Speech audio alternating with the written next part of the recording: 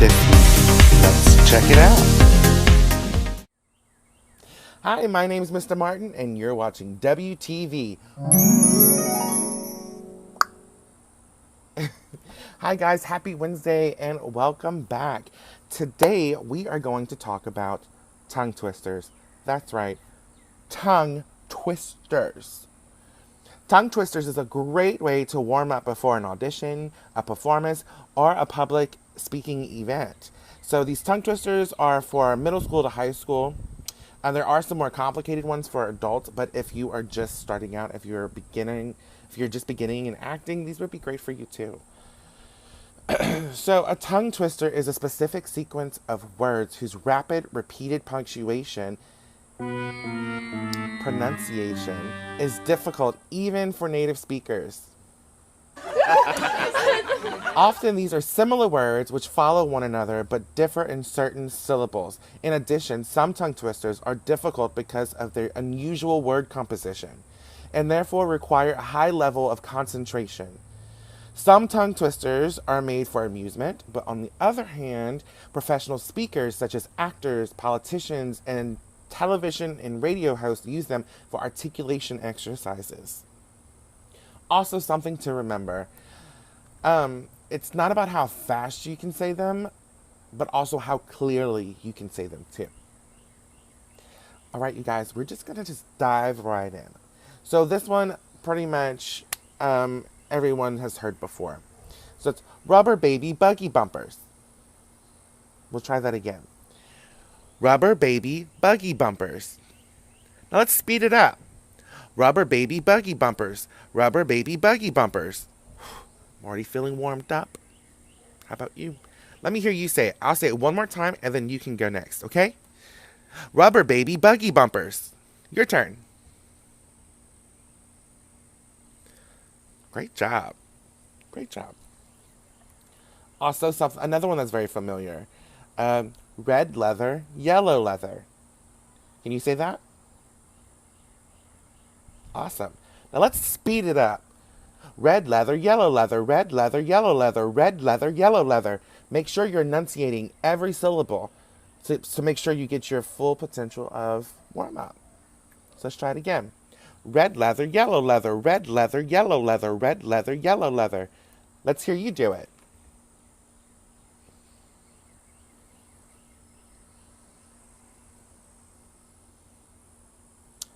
Great job. Now we're going to move on to something, a phrase. How much wood could a woodchuck? Can you say that? Great. How much wood could a woodchuck chuck if a woodchuck could chuck wood? So this last part. Well, let's just do it all over. The whole thing. I'm pretty much everyone has grown up with this. So let's try it again. How much wood could a woodchuck chuck if a woodchuck could chuck wood? Okay, let's try that again. How much wood could a woodchuck chuck if a woodchuck could chuck wood? Now you say it alone.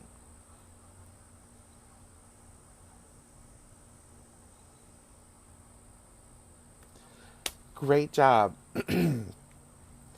So let's keep it going. Also, I will have all of these tongue twisters that we go over today, I will have them posted either in the comment section or wherever they're supposed to be posted. But they will be posted somewhere so you can read exactly what I am going through today. So, Fuzzy Wuzzy was a bear. Fuzzy Wuzzy had no hair. Fuzzy Wuzzy wasn't fuzzy, was he? A lot of Fuzzy Wuzzy. Okay, let's break it down. So, Fuzzy Wuzzy was a bear. Great. Now, Fuzzy Wuzzy had no hair. Fuzzy Wuzzy wasn't fuzzy, was he? Now let's add it all together and we'll start off slowly and then we'll get faster, okay? Fuzzy Wuzzy was a bear. Fuzzy Wuzzy had no hair. Fuzzy Wuzzy wasn't fuzzy, was he? And make sure you're really enunciating that wasn't fuzzy. Let's try that again. Fuzzy Wuzzy was a bear. Fuzzy Wuzzy had no hair. Fuzzy Wuzzy wasn't funny, was he? Let's speed it up again. Fuzzy Wuzzy was a bear. Fuzzy Wuzzy had no hair. Fuzzy Wuzzy wasn't Fuzzy Wuzzy. A lot of Wuzzies. My neighbors must think I'm crazy if they come outside and hear me. But it's such a beautiful day. Why not come outside? All right, moving along. So it goes like this. I like New York. Repeat after me. I like New York. Unique New York. I like unique New York. Now let's add it all together. I like New York. Unique New York. I like unique New York. Make sure you're enunciating. I like New York. Unique New York. I like unique New York. You know, I feel like I sound crazy right now, but when I'm on the stage or whenever I'm doing like a public speaking event, like I'm going to come out very clear and everybody will be able to understand me. So you may think you sound crazy right now, but I promise on stage you will not. Let's do that one again. I like New York, unique New York. I like unique New York. Again, I like New York, unique New York. I like unique New York. See, it's starting to get me. It's okay. We're warming up. I like New York, unique New York. I like unique New York. I like New York, unique New York. I like unique New York. It's hard, but that's what makes it so fun. But also, it helps us with our enunciation. So I found this one, and I think it's really cute. And you wouldn't think it would be hard to say, but I saw a kitten eating chicken in the kitchen.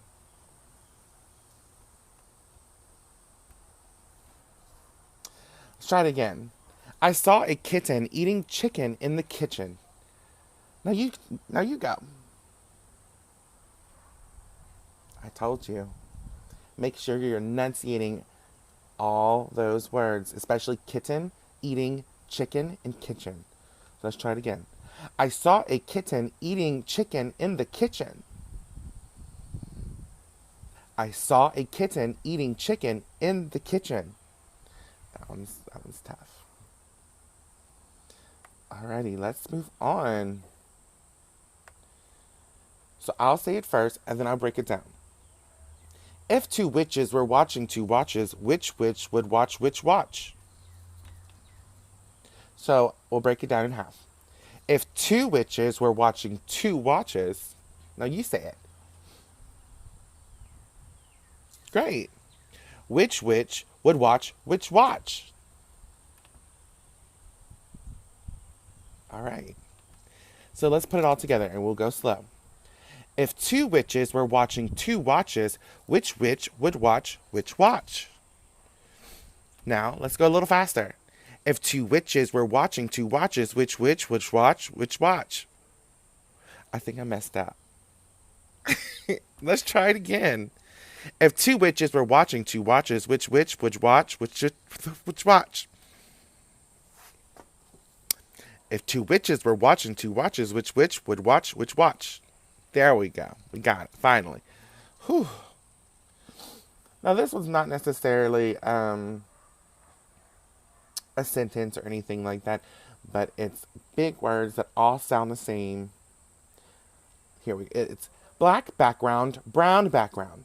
And you just keep repeating that. Okay? It's kind of like, not now, brown cow. It's kind of like that. Black background, brown background, black background, brown background, black background, brown background. You see, you feel like you're getting tricked. Black background, brown background, black background, brown background. But it's a great way to warm up and make sure you can really articulate those words. Okay, this is one of my favorites, which I'm pretty sure a lot of our Wonder students have done this one before. So big black bugs bleed blue black blood, but baby black bugs bleed blue. Ah. So big black bugs bleed blue black blood.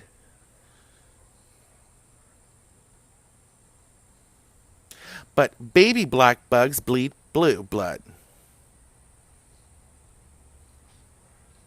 Perfect. So, big black bugs bleed blue black blood, but baby black bugs bleed blue blood. Blah, blah, blah, blah, blah. All right, let's do that again. Big black bugs bleed blue black blood, but baby black bugs bleed blue blood. You know, I normally do it without the blood at the end, so let's just like get rid of that. So big black bugs bleed blue black blood, but baby black bugs bleed blue. Perfect. Let's do it one more time. Big black bugs bleed blue black blood, but baby black bugs bleed blue. Great.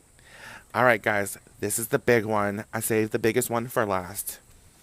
So I know we've all heard about Peter Piper and his pickled peppers. What the kids do, throw it out. All right, so we're going to break this down. It's 4 different sentences, and once we get it down, we're going to speed it up, okay? So let's start off with the first sentence. So I will say the first sentence, then you will say it alone. And then we'll move on, okay? Cool. Peter Piper picked a peck of pickled peppers. Great. A peck of pickled peppers Peter Piper picked. Great. If Peter Piper picked a peck of pickled peppers... Ooh. Where's the peck of pickled peppers Peter Piper picked?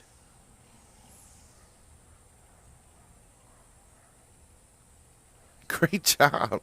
I know that one's difficult because there's a lot of P's in this. So we'll do the first 2 sentences together, and then we'll do the last 2 sentences together, and then we're going to add it, like put it all together, okay? So, Peter Piper picked a peck of pickled peppers. A peck of pickled peppers Peter Piper picked. Your turn.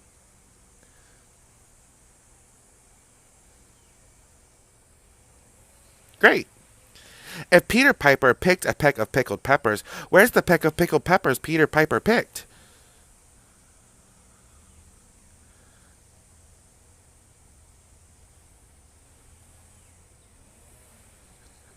See, you're already a professional.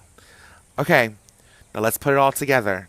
We'll put it together slow, and then we'll get a little bit faster, okay? So here we go.